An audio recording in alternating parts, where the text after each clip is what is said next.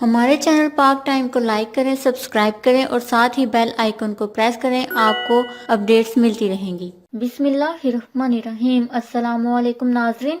گلگت بلتستان مسافر بس دریائے سندھ میں جا گری، 26 افراد جان بحق ہو گئے۔ جی ہاں ناظرین، افسوسناک خبر، گلگت میں روندو کے قریب مسافر بس دریائے سندھ میں جا گری، جس کے نتیجے میں تمام 26 افراد جان بحق ہو گئے ہیں۔ ترجمان گلگت بلتستان حکومت نے حادثے کی تصدیق کرتے ہوئے بتایا کہ مسافر بس راولپنڈی سے اسکردو جا رہی تھی کہ روندو کے مقام پر موڑ کاٹتے ہوئے دریائے سندھ میں جا گری۔ اسسٹنٹ کمشنر روندو غلام مرتضی کے مطابق حادثے میں بس ڈرائیور سمیت تمام 26 افراد جان بحق ہو گئے ہیں۔ افسوسناک حادثے میں جان بحق ہونے والوں کی تلاش کے لیے امدادی کارروائیاں جاری ہیں۔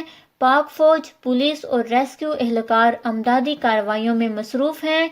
حادثے میں جان بحق ہونے والے 10 افراد کی لاشیں نکال لی گئی ہیں، جن کی نماز جنازہ combined military hospital CMH Skardu میں ادا کرنے کے بعد میتیں ان کے آبائی علاقوں کی طرف روانہ کر دی گئی ہیں۔ دوسری جانب یہ خبر بھی سامنے آئی ہے کہ اسکردو بس حادثے میں نوجوان کوہ پیما بھی جان بحق ہوا ہے۔ بتایا گیا ہے کہ اس بس میں 26 سالہ کوہ پیما شبیر حسین بھی شامل تھا، جس نے 2019 میں دنیا کی دوسری بلند ترین چوٹی K2 سر کرنے کا اعزاز اپنے نام لیا تھا۔ دنیا کی بلند ترین چوٹیوں کو فتح کرنے والا کوہ پیما آج خود ایک حادثے کی نذر ہو گیا ہے۔